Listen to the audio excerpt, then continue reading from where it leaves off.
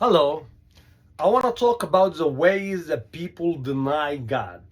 The first way is like people the atheist or the ones they deny the existence of God or that we have a maker. When you really talk to them, you tell them, look around you, everything has been set for a reason, everything has been made with wisdom, everything has a maker, everything has a reason. So behind all that, there's a creator and there's a maker. Then they're like, okay, so who creates this universe? Where is God in the universe? He tells them God is higher than everything and he's above everything. And also, God, there is nothing like him, and sights cannot see God, so God is not to be seen. Then they say, okay, so what is before this universe? What was it? There is God. So, and what is before God? Who made God? So now they kind of argue that there must be a source for everything, but they want to deny that this source is the maker, the overpowering, the one that give everything its power. So that's how you can convince him with that.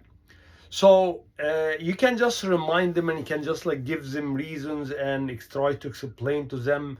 And fortunately, we have a book from God that descended to us that has knowledge that is a proof that explains the whole universe and explains everything, how it's made, and explains how God create everything with an order by him, that he's mentioning to a thing, give it its existence and give it the path as it goes through. So there is people also inherited this book and they believe there is a book from God, like the Jews, the Christians, and the people they call themselves Muslims. Islam means submission to God's order. So they actually have the original book, what came in the Torah, what came in the Bible, the message that came with Noah, the message that came with Abraham, the message from God that he sent with his messengers, prophets that he mentioned in the book, which is 25 of them that came with this message. So we all the time, during the lifetime of humanity, we had a word from God, a direction, a proof, an explanation to the creation and to the history of humanity and to the prophecy of what's going to happen. So one way people deny God by deny that there is a creator, there is a maker. Nothing happens by coincidence. Everything is made by wisdom and for a reason and for a purpose. And you need to try to find out what is the purpose, what is the reason, how everything are made, which is explained in the book. Then another way that people are denying God is by talking about God in a different way. That there is a charter for the book, there is a covenant in the book that to not talk about God, but what's in the book, but what God allow us to know. Then people are violating that. They talk about God in ways that they describe God in ways that is not your creator, not what he told us about. So that's another way of denying God. And that's become giving him or describing another God. God, the creator, the maker, is to be worshipped by obeying him, by reserving his limits. And if you gonna obey somebody else or follow something else, even your own will, your own thoughts, then that's your God, which is becomes an inspiration of the devil. Then another way of denying God is not reserving his limits. So that's something people are doing all over, but they're not following his limits, they're not following his order, they're following interpretations to the book. Those people inherited the book. Some of them, they look in decency, they see God had made it an instinct in us that we know what's right and what's wrong. Sometimes people know this is wrong, but they insist for doing it, and it depends how big it is and God is a witness on everything, and He pays people what they do. But people now are denying God. God gave us this earth for all of us to live on it. And God created us and He make us in need for His givings. You cannot sustain life on your own. We've been given life, we've been given bodies, we've been given souls, we've been given power. Then we are in need for more givings from God. The air we breathe, the food we eat. We cannot sustain life in ourselves. We depend on our surroundings and the things that God create for us. We cannot just like deny that or not be in need for it. We need it. We live and sustain life with that. And some people want to believe that there must be in their own fingers, must be a microbe or like a small organism that they cannot see that can kill them, but they don't want to believe that there is a bigger thing that they cannot see over them that actually creates them and controls them and has the power over them. It's nonsense.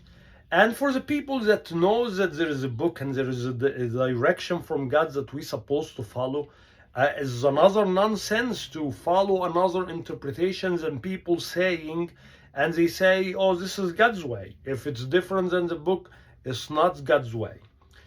So now people taking God's givings and want to mandate and claim these givings to their own will and to their own way with these forms of governments that they claiming that existence on earth has to be with their permission. God give human earth to live on it. It's for all of us to live on it. We create it and we live in earth. We breathe air. We cannot breathe water. We were not created in the sea. We created on land. And land is for all of us with the limits that do not violate each other's, do not say bad things to each other, do not use violence against each other's. And if somebody use some limits, use some violence or ways, the punishment has to be with the same limits. Eye for an eye, tooth for tooth. Before that, of course, there is soul for soul. Every soul wasted has to be asked for. And these are not to mandate the punishment as much as to set limits for it. That if you cannot be forgiven, if you cannot pass over people's mistakes, and you decide that you have to punish, then take what's been taken from you. If you're gonna take a soul for an eye or take an eye for a tooth, then there's no justification for that. You become a violator like somebody violated you. People are forgetting about God's limits and want to give glory to some criminals that they want to claim that God's giving is not to be taken but their permission. In a country that United States, we know the history.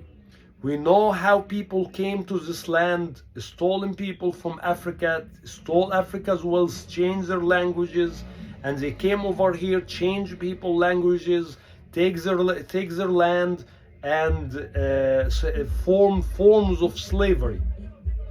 And some people, that's their original land. Places like Texas or California, these are originally Mexican land. There were like, oh, we give you a couple of dollars to take the land, or you know what, we're gonna kill you and take the land anyway. So there's people decided, oh, you know what, let's take the money and forget about it. They done that, but still the land originally is those people's land. When you want to take their land and build up things off it, on it, and act like you own what's under what you build and what's over it, and claim that you have the right to mandate on people what to do with limits that you are making up, and you want to kidnap them from the streets, separate their families, and kill them if they don't obey your order, that's a great crime. God did not force on us His way. And people should not be forcing their own criminal ways on others. And that's why we are seeing forms of punishment. There is a demand for God's order, and there is a demand for the book to rule. And people ignore it, So the showing of the signs with winds to destroy cities, with flooding water, with the smoke covering the sky, with people forming groups and fighting each other, all these are forms of punishment that God promises to fall on people if they keep ignoring their order. And not just this, he tells us the stories in the book that there is nations exchanged before us, and they had more power, they left more traces in earth, they had lived in earth and residing on it more than we've done, and their power did not help them when God's order came to them and they ignored it. God exchanged them. And the whole earth at one point, for the first generation of humanity, the whole earth drowned. The great flood covered all earth. So God exchanged the first generation of humanity at one shot. They were worse than us. And after that, there's nations, God talks about in the book. Well, didn't they walk around earth, see the people before them? We look around earth, people left stuff lasting for thousands and thousands of years. And we look at it, oh, must be aliens made it. No, it's human like us. And they had power, they had knowledge, more than we do. And when God's order came to them and they didn't change, God take him with their power. So if people are planning to insist for their crimes and for their nonsense and keep doing what they're doing, there is a warning that will be an exchange for them. And if they don't believe it, well, wait till it happens. You will believe it, because God says that some people are not going to believe till they actually get in the punishment.